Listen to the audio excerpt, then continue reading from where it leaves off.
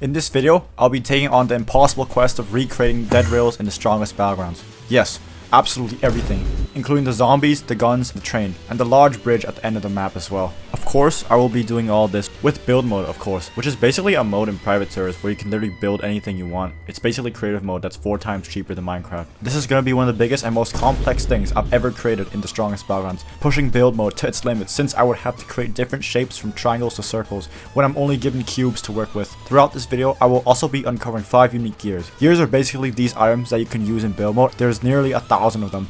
So I found the 5 most unique gears just for you guys in this video. The ones I'm going to show you include a way to spawn water and a way to bring snowballs from the winter update back. Gears are one of the most slept on pieces of content in this game, like how this gear gives you infinite kill streaks. So this is something you shouldn't really miss out on since it will give you something to do before the game updates in like 12 years. Anyways, this is a 4-part breakdown of the video. First, I'll be brainstorming what I'm going to do. Second, I will begin to build. Third, I will test it out and make some changes to some problems I encountered during the build. And then finally, 4, I'll be playing dead rails in the strongest battlegrounds with some of my friends, with some subtle changes, of course. Without further ado, let's just get right into the video.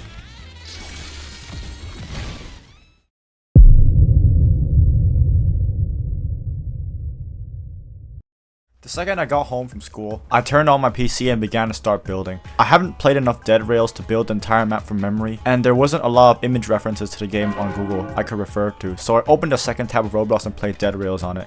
The only drawback of this is my RAM being maxed out, and it would only increase the risk of my computer violently exploding. I'm very fortunate that dead rails doesn't look that detailed. I guess this one won't be that bad then. I was dead wrong. I got this! The train was probably the hardest thing to build since this was the only thing in dead rails made out of complex shapes from just the cylinders, and I don't even know what this is. This was nothing like anything I've built before since all my previous projects were, you could say, very Minecraft inspired. Oh my god, guys.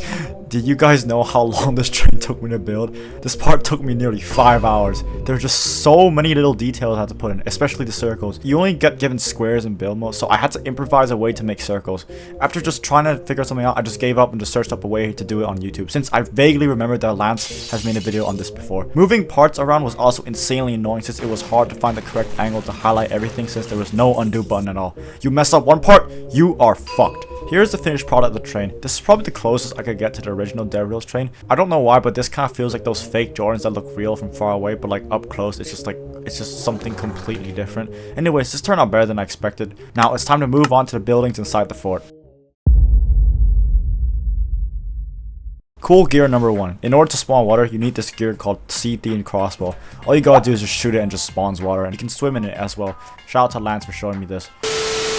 I thought the houses were also pretty easy, but I was also wrong again. The first part of the houses, which was the walls and making the overall cube shape of the houses, it was relatively simple.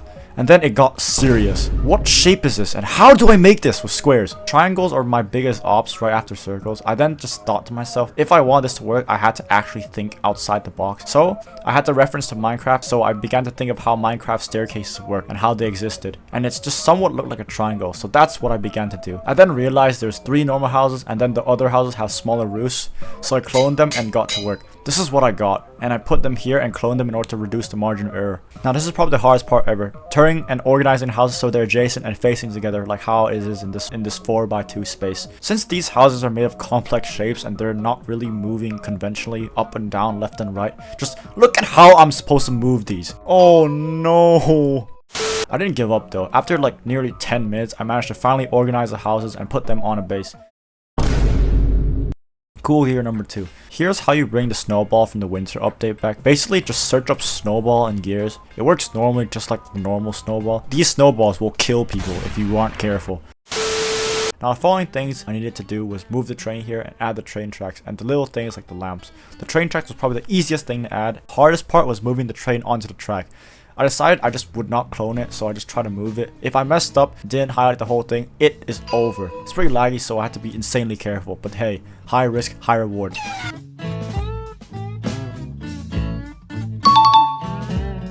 I have no idea how I pulled this off, but yeah, here's the finished result. Before coloring in the houses and stuff, I began to add the fort walls. This was pretty simple for some reason, because the Dead Rails houses have these like really uneven poles around them. So I decided not to include any poles at all and just focus on the main points of the wall. After this was done, it is time to finally color it in. So here's what it looks like colored in. Now for the hardest task left, coloring in these houses.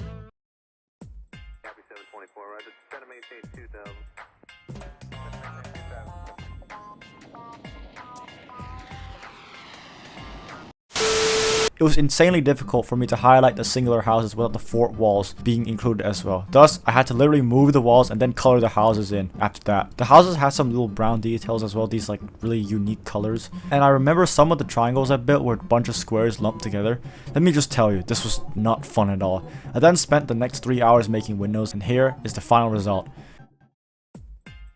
Alright guys, so this woman has malicious intent against me, so release the hounds.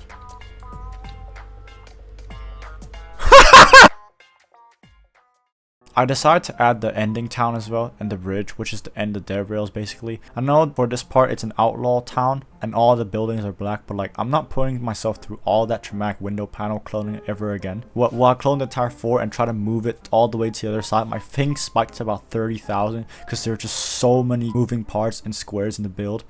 Oh, my computer! My PC! My PC! Oh my god, I'm getting like 30,000 ping.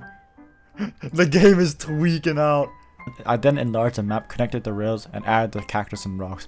Then began with the bridge. And then here is the finished project of Dead Rails in the strongest battlegrounds. This was my biggest build ever, nearly taking me over 12 hours to complete, and was about 24 gigabytes to record. And then finally, it was finally time to invite all my friends here to finally test it out. Here are the rules for Survey 12, the strongest battlegrounds Dead Rails. It's simple really. All you really have to do is just kill all the stuff and get to the other side. That's it. Except there's 10 outsiders and a giant crab. If you really want to participate in my future builds, which will be coming out pretty soon since I need money to buy a Yamaha R7, you can join my Discord server. The link is in the pinned comment. I'm pretty sure like most of you guys know this because there's this gear called the zombie staff and it's able to give you a kill streak. JB, get in line! What are you doing? JB, get in line! Okay. Alright. Guys, rules. Get to the other side, don't die. That's it. It's fine, right? No. Just get to the other side and don't die, okay? Alright, let me spawn in the enemies. This is like wave 1, okay? And then we can do wave 2 later. Wave 1, wave 2. Okay, guys, let's go. Objective, survive. No, just get the weapons. This is the gun store, bro. The gunsmith. Let's go.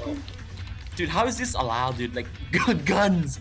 Guys, the enemy is here. Don't shoot. Why are you shooting each other? Let's go. They're coming. Oh, wait, why is it crap? Oh! Why is it... Go, shoot them. Shoot. Shoot them. Go, fire at will.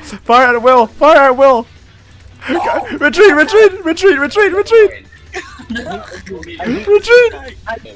I need to use like this like secret strat. Give me a minute. Oh my god. I'm using a secret strat, guys. Oh no, the crab is being defeated. Yay, yippee. Wait, Gagamaru's here. Let's try again. Wait. Why is Gagamaru fucking... Shoot it down. Get it down. Alright guys, there's three of them this time. Let's go. This is Dead Rails, guys. Oh my god. Oh my god. Time to use the secret strat. I died. Dude. Time to use the secret strat. Go.